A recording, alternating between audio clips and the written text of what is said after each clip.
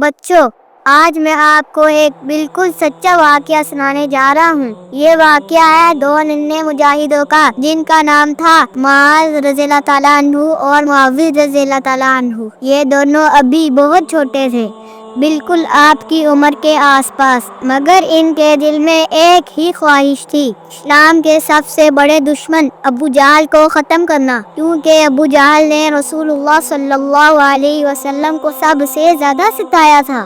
پھر غزوہ بدر کا دن آیا، مسلمانوں اور کفار کے درمیان جنگ شروع ہوئی۔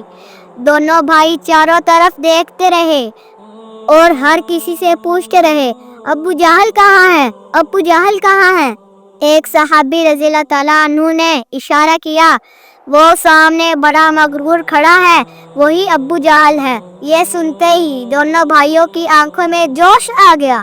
پھر کیا تھا، جیسے ہی انہوں نے ابو جہل کو دیکھا، دونوں ننھے مجاہد بجلی کی طرح اس پر ٹوٹ پڑے۔ دونوں نے اپنی تلواروں سے اس پر وار کیا اور ابو جہل زخمی ہو کر زمین پر گر پڑا۔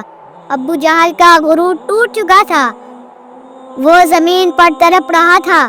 کچھ دیر بعد حضرت عبداللہ بن مسعود رضی اللہ تعالیٰ عنہ آگے بڑھے اور انہوں نے اس کا کان تمام کر دیا۔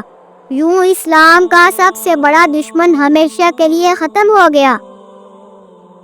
بچوں، یہ کہانی ہمیں کیا سکھاتی ہے؟ یہی کہ عمر چھوٹی ہو یا بڑی، اصل طاقت ایمان اور بہادری میں ہے۔ حضرت معاذ رضی اللہ تعالیٰ عنہ اور معاویہ رضی اللہ تعالیٰ عنہ کو ہمیشہ یاد رکھا جائے گا، کیونکہ انہوں نے اسلام کے سب سے بڑے دشمن کو ختم کر دیا تھا۔